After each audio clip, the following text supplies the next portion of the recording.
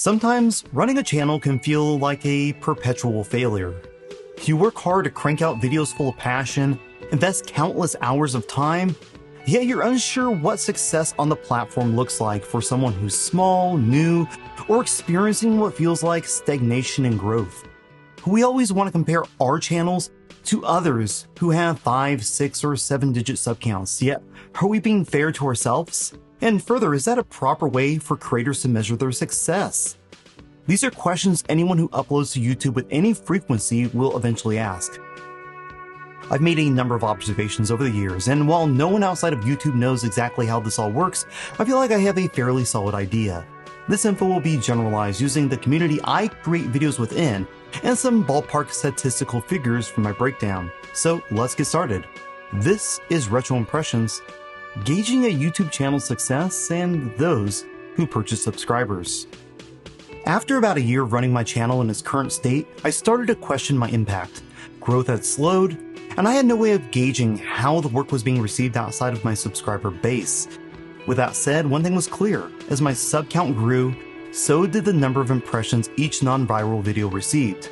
For those not aware, impressions are the number of eyes YouTube puts your video in front of, while the click-through rate is a measurement of how many of those people click on the video to consume it. It quickly became apparent that the more subs a channel has, the more impressions they receive, giving them a natural boost in views in addition to having a stronger potential for viral success. So subscriber or view counts alone are not a great gauge of how a channel is received per 1,000 views or the quality of their content. Anything that could be used as a meaningful tool to gauge success, such as retention rates or click-through percentages, are not publicly available, making it impossible to compare and see exactly how you stack up unless you have some cool friends willing to share their personal data. So I started a massive spreadsheet to look over the data of channels big and small, which covered topics in the same space as me, which is retro gaming, and tried to find some correlation between groups who appeared to have success and those who didn't. What I learned was quite eye-opening. The standard conversion rate of a viewer to subscriber for what I would consider a healthy, higher quality established channel was a little over 1%. This number can be as low as 0.5%, while some may hit upward of nearly 2%. Even on a weekly or monthly basis though, a channel's conversion rate may fluctuate inside of these numbers, but usually not outside of them during normal channel operations.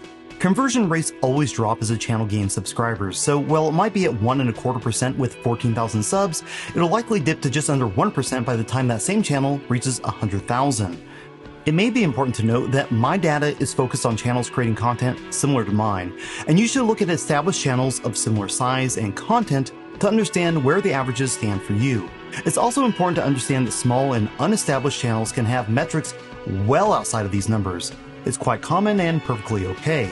So returning to established channels, let's dive a bit deeper. Conversion rates over 2% are typically the result of 4 things. Number 1, the video has gone viral somewhere off-site, such as on Reddit, causing people to subscribe en masse. Number 2, your channel is beyond average and you're going to be huge should the dominoes continue lining up.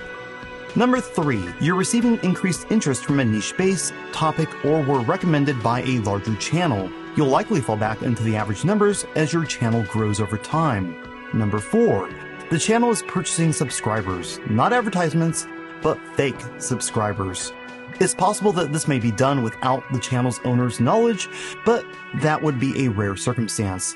We will be looking at one such channel here in just a moment.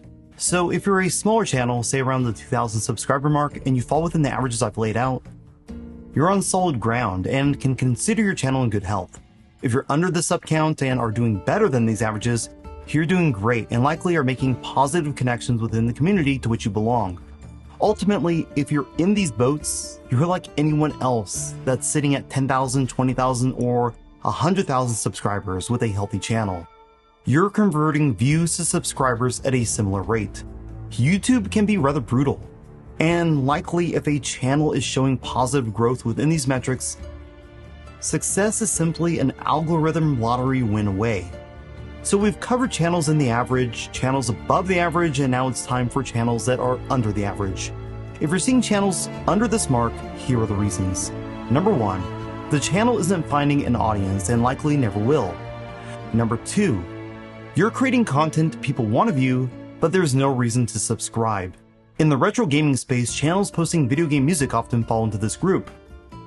Number 3. The channel is purchasing advertisements. These typically, but not always, have an incredibly low conversion rate. This is fully dependent on what you're selling and who's buying.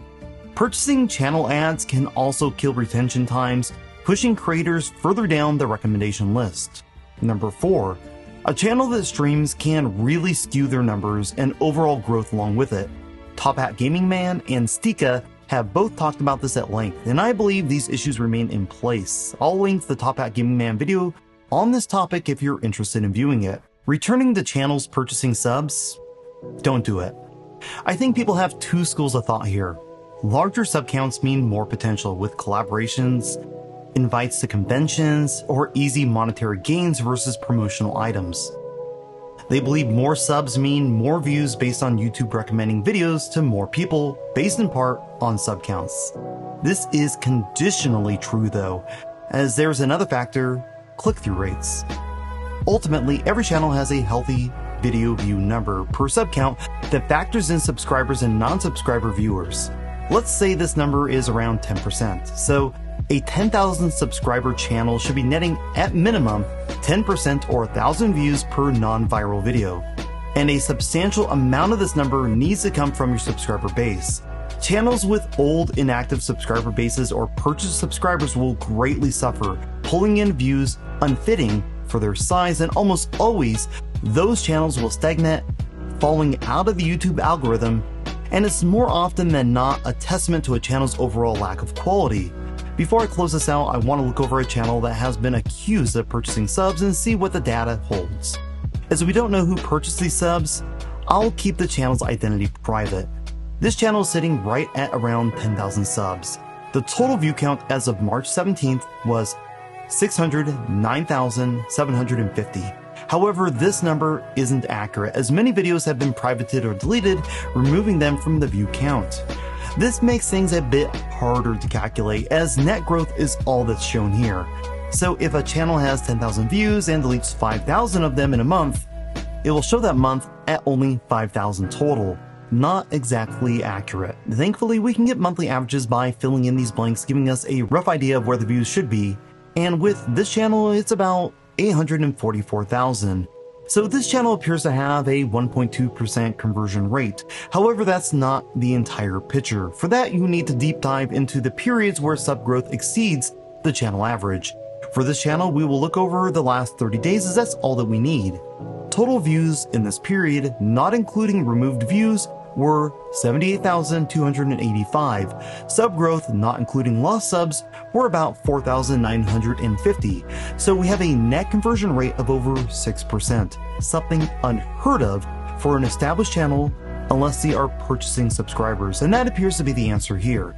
A further key to unhonesty in channel growth that we won't deep dive is videos that receive high view counts upon release with little overall engagement. It's a red alarm. It's important to note videos that are considered evergreen. An evergreen video is one that gets consistent views year to year. These and older videos receive dramatically lower engagement after the initial release. So while a fresh video may receive 1 to 10% comment engagement, views after that release period will net very little comment engagement, if any at all. I think the main reason for this is comments typically result from strong communities, interesting topics, and far above anything else, your active subscriber base. So as the channel grows, so will the comment interaction on average across the entire channel with each subsequent video released. This is true across the board for any channel you check out. It's important to note that channels that primarily stream don't factor into this formula, and often, streams that are not posted are not counted as part of these numbers, making it a bit hard to figure. This is a quick video and I'm just scratching the surface here. I wanted to make it and hopefully uplift a few channels who really need to hear this. Over the years, there's been a few channels that clearly have purchased subscribers, and the net result is often detrimental for them and other creators who may be in a similar space. People can get discouraged when they see channels seemingly gain traction while they feel their wheels are spinning. Discouraged creators have left the platform while others miss out on opportunities, all due to what's essentially a fraud. Not everyone will gain traction or find a large audience, but there's an audience here for everyone, even if it's small. If you have a community you enjoy, you have found success. But if you need to measure that success, I hope this helps. You likely are doing better than you think. And while sub growth can feel great, knowing your channel is healthy can be positive for your mental health while you're investing every part of yourself into what you create for others to consume. That's it for now, and until next time, thank you for watching Retro Impressions.